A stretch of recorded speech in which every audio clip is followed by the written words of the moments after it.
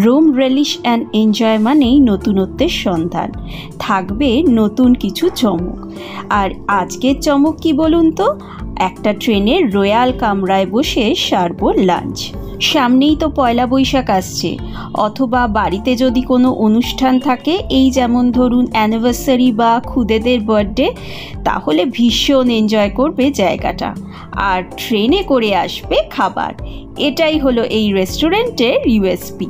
চলুন তাহলে বেরিয়ে পড়া যাক, দেরি করলে ট্রেন মিস হয়ে যাবে তো। আজকের আমাদের লাঞ্চের ডেস্টিনেশন খড়গপুরের বং পিৎজা। তবে তার আগে চলুন ছোট্ট করে একটু দেখে নেওয়া যাক কলকাতা থেকে কিভাবে পৌঁছবেন খড়গপুরের বং পিৎজাতে। মাচ অ্যাওয়েটেড ফ্যামিলি আউটিং আমাদের আজকে। কলকাতা থেকে খড়গপুর কিভাবে আসবেন আমাদের আগের ভিডিওতেই সেটা শেয়ার করা আছে। ভিডিওর লিংক আমরা ডেসক্রিপশন বক্সেও শেয়ার করে দেবো। মূলত আপনাদের কলকাতা থেকে NH-16 ধরেই এগোতে হবে।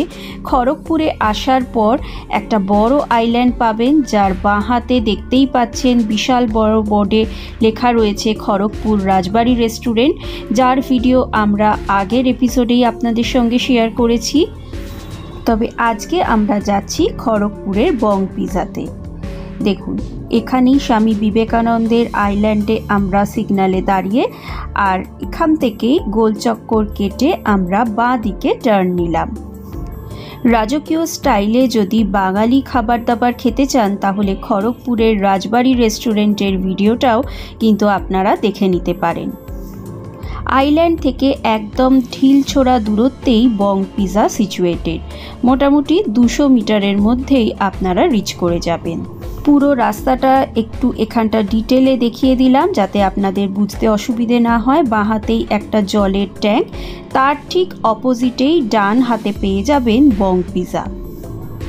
ওনাদের বলতে পাশেই পার্কিংয়ের একটা ছোট্ট জায়গা আছে, সেখানে আমরা গাড়ি পার্ক করে দিলাম। চলুন তাহলে এবার যাওয়া যাক বং পিৎজার অন্দরমহলে। ট্রেনে করে খাবার সার্ভ করে সেই শুনে হ্যাপি তো ভীষণ এক্সাইটেড। তাই ছোটদের বার্থডের জন্য কিন্তু একদম পারফেক্ট ডেস্টিনেশন এই বং পিৎজা। বাইরের সাজগোজের মধ্যে আছে বাঙালিয়ানা আর আধুনিকতার ছোঁয়া। প্রবল কাঠফাটা গরম অলরেডি শুরু হয়ে গেছে। এই দেখুন, উল্টো দিকেই বললাম না একটা জলের ট্যাঙ্ক রয়েছে, আর তার ঠিক অপোজিটেই বং পিৎজা। চলুন তাড়াতাড়ি এবার রেস্টুরেন্টের ভেতরে আপনাদের নিয়ে যাই। বং পিৎজায় ঢোকার দরজাটা ঠিক যন্তর মন্তরের দরজার মতো মনে হচ্ছে না? ভীষণ কালারফুল, সুন্দর একটা সিঁড়ি, তাতে রয়েছে লোহার সেই পুরনো দিনের রেলিং লাগানো, আর যে ছবিগুলো সেগুলোতেও রয়েছে বাঙালিয়ানার ছোঁয়া।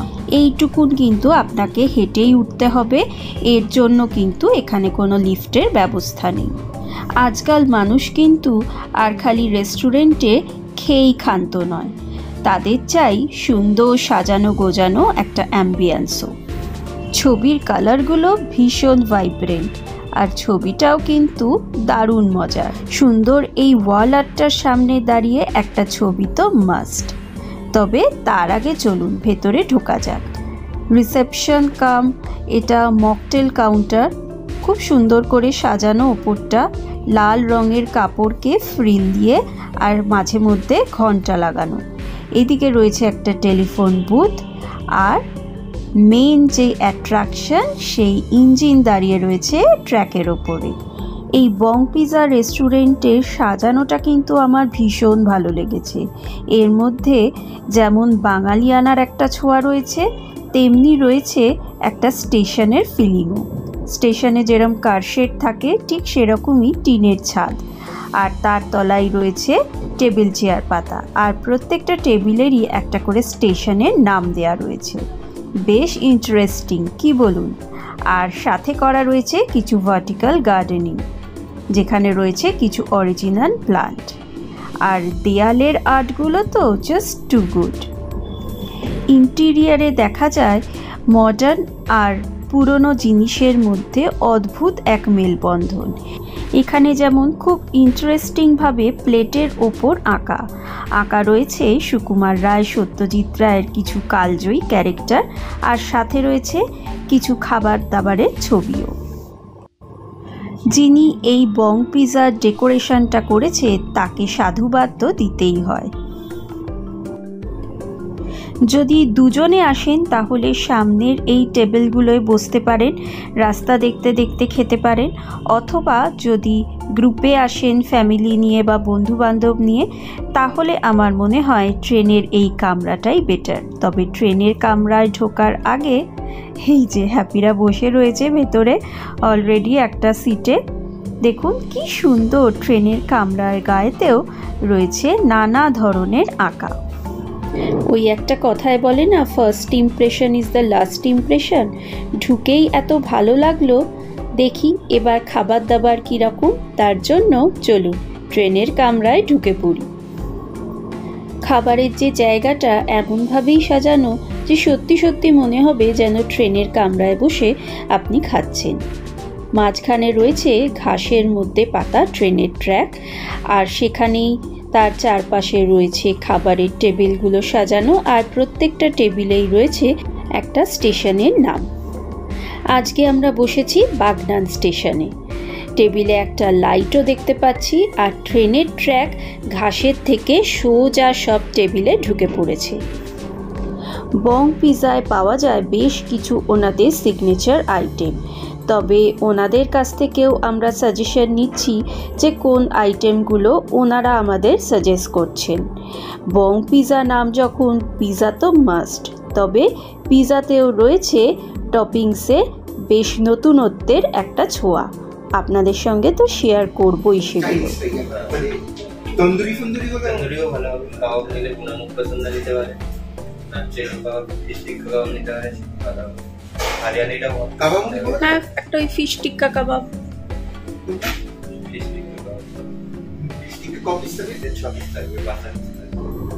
আমাদের মোটামুটি অর্ডার দেওয়া ডান, বললো কিছুক্ষণ ওয়েট করতে হবে। আসলে আমরা একটু আগেই চলে গিয়েছিলাম, 12টার সময় ওনাদের রেস্টুরেন্ট ওপেন হয়। যতক্ষণ না আসছে আবার উঠে পড়লাম স্টেশনে একটু পায়চারি করার জন্য। এই প্রসঙ্গে বলে রাখি, কলকাতা থেকে খড়গপুর পৌঁছতে আপনাদের মোটামুটি 2.5 ঘন্টা মতো কম বেশি সময় লাগতে পারে। যতক্ষণ না খাবার আসছে চলুন বং পিজার মেনু কার্ডটা আপনাদের সঙ্গে শেয়ার করে দিই, যাতে আপনারাও যদি এই বং পিজাতে আসেন বা আসার আগেই দেখে নিতে পারেন এখানে কি কি আইটেম অ্যাভেলেবেল।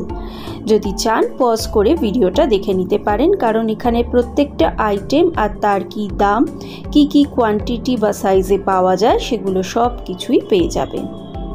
পিজা তো দেখালামই, রয়েছে fried chicken, French fry, sandwich, আর এদিকে রয়েছে পাস্তা, স্যুপ, বিভিন্ন ধরনের অপশন অ্যাভেলেবেল। ভেজ আর নন ভেজ স্টার্টারও রয়েছে নানা রকমের। এছাড়াও চাইনিজের মধ্যে নুডলস, রাইস, আর main course veg non veg সমস্ত আইটেমই এখানে পেয়ে যাবেন মোমো, আরও রয়েছে তন্দুরি আইটেমও। মেনু কার্ডে চোখ বুলিয়ে যা বুঝলাম, রয়েছে চাইনিজ, রয়েছে ইন্ডিয়ান, তন্দুর আইটেম বেশ কিছু, পিজা তো রয়েছে, তার সাথে গলা ভেজানোর জন্য নিতে পারেন বিভিন্ন মকটেল, শেক আর কোল্ড কফি। শেষ পাতে ডেজার্টেরও ব্যবস্থা রয়েছে। আমরা যে আইটেমগুলো অর্ডার করলাম সেগুলো আপনাদের সঙ্গে শেয়ার করব, কি দাম এবং তার টেস্টই বা কীরকম ছিল। তবে তার আগে এখানকার যে মেন অ্যাট্রাকশন, সেই ইঞ্জিনের দৌড় কত দূর সেটা তো দেখতেই হয়। সামনেই যে ট্র্যাকটা পাতা আর টেলিফোন বুথটা রয়েছে, সেখান থেকেই অন হয়ে গেল সুইচ, আর ঝিকঝিক করে চলতে লাগলো আমাদের ট্রেন। আওয়াজটা কানে যেতেই মন তো প্রায় উড়ু উড়ু, মনে হলো ঠিক যেন ট্রেনের প্ল্যাটফর্মেই দাঁড়িয়ে।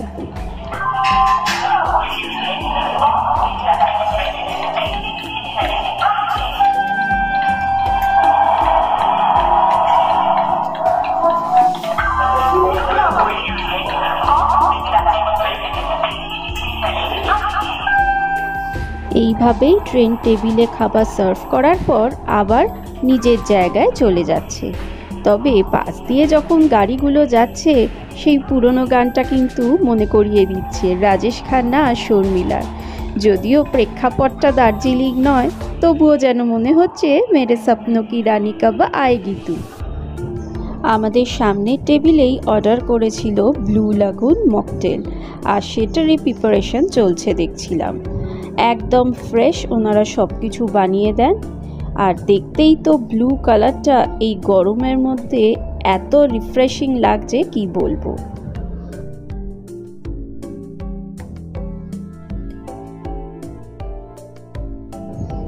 ড্রিঙ্কস আর রেডি, আর lime on the top. Wow, দুর্দান্ত। কিচেনের মধ্যে এখন ইঞ্জিনটা দাঁড়িয়ে রয়েছে খাবার তৈরির অপেক্ষায়, আর এদিকে প্লেটও এসে গেছে টেবিলে। বাহ, প্লেটটা দেখেও ভারী ভালো লাগলো। কি সুন্দর একটা ইঞ্জিনের ছবি প্রিন্ট করা, খুবই মানানসই। প্লেট যখন এসে গেছে তার মানে খাবারও খুব বেশি দূর নয়।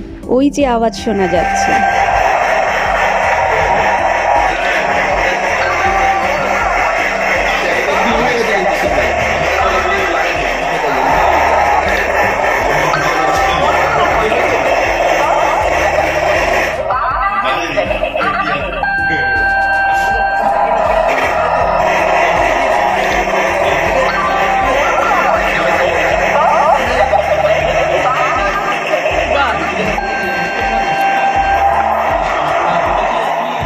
ট্রেনের অ্যানাউন্সমেন্টটাও নিশ্চয়ই শুনতে পেয়েছেন। অনুগ্রহ করে শুনবেন, বং পিজাতে খাবার বাগনান স্টেশনে আসছে। আমরা কিন্তু বাগনান স্টেশনের টেবিলেই বসেছি। এবার আসি আসল কথায়। ওয়াও, এই রকম চিজি পিজা কার কার ভালো লাগে কমেন্ট সেকশানে অবশ্যই জানাবেন। কিন্তু আপাতত আমাদের প্রথম যে আইটেমটা এসেছে সেটা হলো চিকেন মাখানি পিজা। 4 পিস রয়েছে, সাইজ দেখে বুঝতেই পাচ্ছেন ডিসেন্ট সাইজ এক একজনের পক্ষে। আর অনেক রকম আইটেম ট্রাই করব বলে রেগুলার সাইজটাই নিয়েছিলাম, আর একটা মিডিয়াম সাইজও হয়, তবে আমরা 4 জন রয়েছি, এনাফ। হ্যাপির এক্সপ্রেশন দেখেই বুঝতে পাচ্ছেন যে কতটা ইয়াম্মি খেতে। আর টেবিলেই রয়েছে ভর্তি অরিগ্যানো আর চিলি ফ্লেক্সের শিশি, যে যার মতো ওপরে সিজনিং দিয়ে খাওয়া শুরু। চিকেন মাখানি পিজা ঠিক নামের মতোই, পুরো মাখন, মাউথ ওয়াটারিং, ইয়াম ইয়াম। আর একটা পিজা আসছে।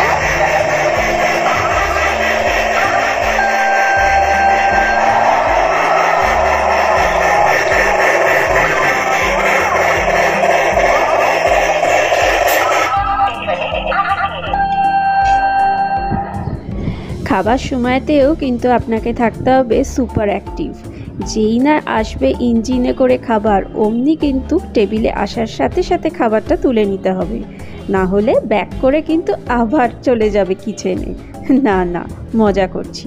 আপাতত আমাদের টেবিলে এখন চলে এসছে এখানকার একটা সিগনেচার আইটেম, কাঁচা লঙ্কা বাটা চিকেন পিজা। এদের এখানে চিকেন মাখানি পিজা খেয়ে আমি তো ক্লিন বোল্ড, তবে জনগণের মতামত জরুরি। আম্মিকে জিজ্ঞেস করলাম কিরম লাগছে খেতে। ডমিনোজ থেকে ভালো লাগছে, অনেক বেশি টপিংসও রয়েছে।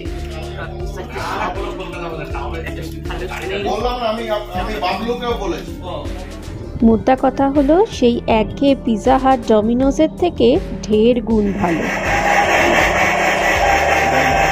এটা সরিয়ে নিও, আমাদের আসছে না, আবার যেখানে চিলি হয়ে যাবে, আমাদের আসছে না, তাই সোজা চলে যাচ্ছে।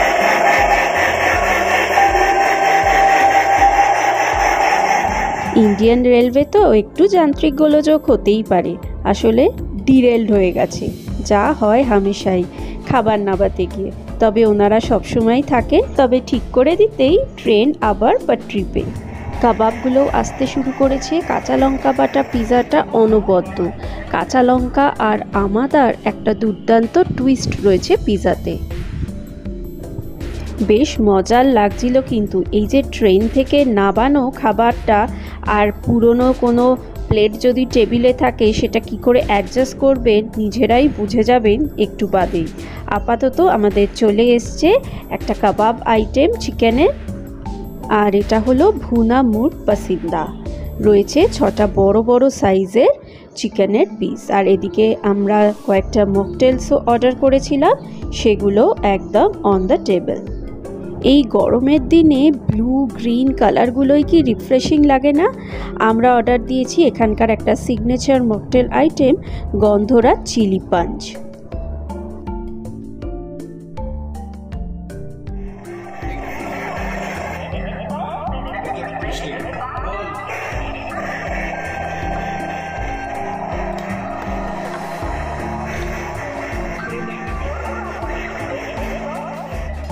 হ্যাপি ওর ঠাকুমাকে আম্মি ডাকে, আর আম্মিও নাতিকে পাশে বসিয়ে যত্ন করে খাওয়াচ্ছে।